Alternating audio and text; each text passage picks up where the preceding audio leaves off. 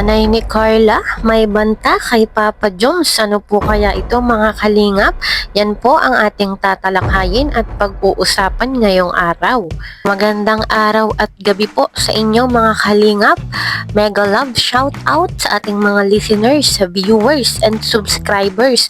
Lalo na po sa ating mga kababayang OFW. Kamusta po kayo mga kalingap? At kung bago ka pa lang sa aking munting YouTube channel, huwag ka nang mahiyang mag-subscribe, like, share, and comment.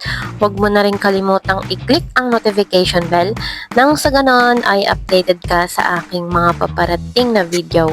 At syempre, patuloy po nating suportahan si Kalingap Rab at ang ating ama ng Kalingap, ang nag-iisang founder, si Kuya Val Santos Matubang.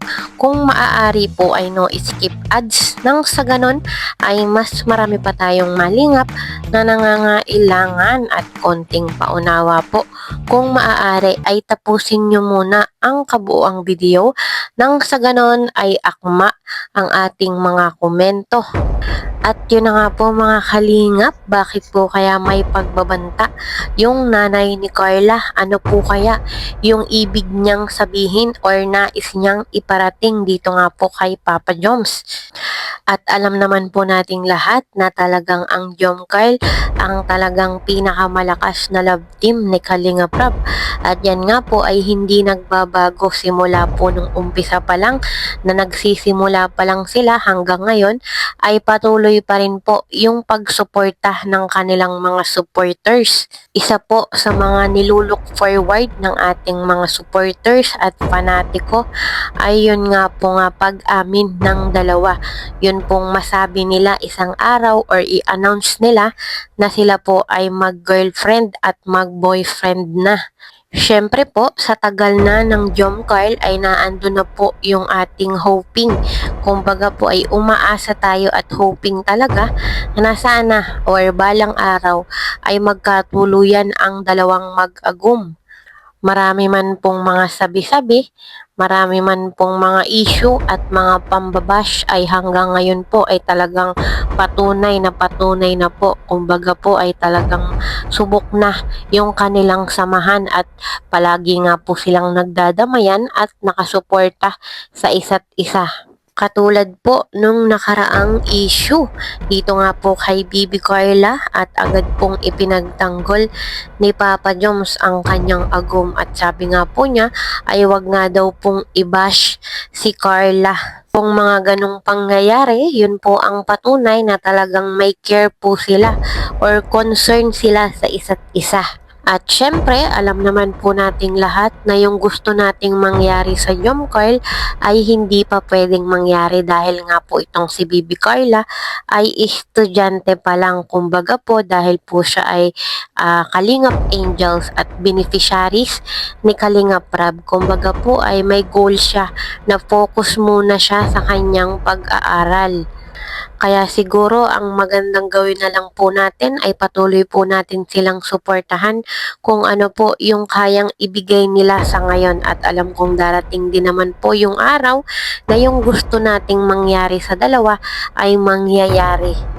At yun na nga po mga kalingap, ano ba yung banta ng nanay ni Carla dito nga po kay Papa Joms? At yan po ay malalaman na natin ngayon. At doon nga po sa part 72 ng Jomcarl ay nasabi po ng nanay ni Carla na ayaw nga daw po niya sa seloso. Kumbaga po ay naando na yung pambabanta, hindi man po sa parang masamang banta. Kumbaga po ay paalala dito nga po kay Papa Joms na ayaw nga daw po niya na mapapangasawa ng kanyang anak ay isang seloso. At ang dahilan nga daw po niya, ayaw nga daw po niya ng seloso dahil pag seloso nga daw po ay kung ano-ano yung nasasabi. Kumbaga po ay hindi bukal sa loob mo yung sasabihin mo at kung ano-anong masasama na or masasakit na salita yung sasabihin dahil nga po sa galit or sa selos ay mababanggit mo yung mga hindi dapat sabihin. At tama naman po yung sinabi ng nanay ni Carla. Mahirap din naman po pag masyadong seloso ang asawa. Talagang yan po minsan ay hindi maganda sa pagsasama. Madalas po ang epekto pa niyan 'pag ikaw talaga ay sobrang selos. Yung iba po ay humahantong sa pagsasakitan, yung iba po ay kinikitil yung sariling buhay ng asawa dahil nga po hindi mapigilan yung galit or selos na nararamdaman. Kumbaga po ay tama din naman yung sinabi ng nanay ni Carla. Kumbaga po nandun lang yung paalala na wag masyadong seloso para po hindi makapagsalita ng kung ano-ano or masakit dahil nga po isa yan sa mga pinakamahirap sa pagsasama, yung pagiging selosa or seloso. Pero sa tingin naman po natin ay hindi naman ganun kaseloso si Papa Joms. At wala rin namang dapat sobrang ikaselos ito nga pong si Papa Joms dito kay Bibi Carla. At alam naman natin na loyal itong si Carla. At napatunayan na rin naman niya yan. At sa loob nga po ng Kalingap ay matagal na siyang Kalingap Angels. At nandun po yung kanyang subok na yung pagiging loyal. Kaya po kung sakali man magkatuluyan ng dalawa ay hindi naman siguro sila hahantong sa mga ganong sobrang pagsiselos.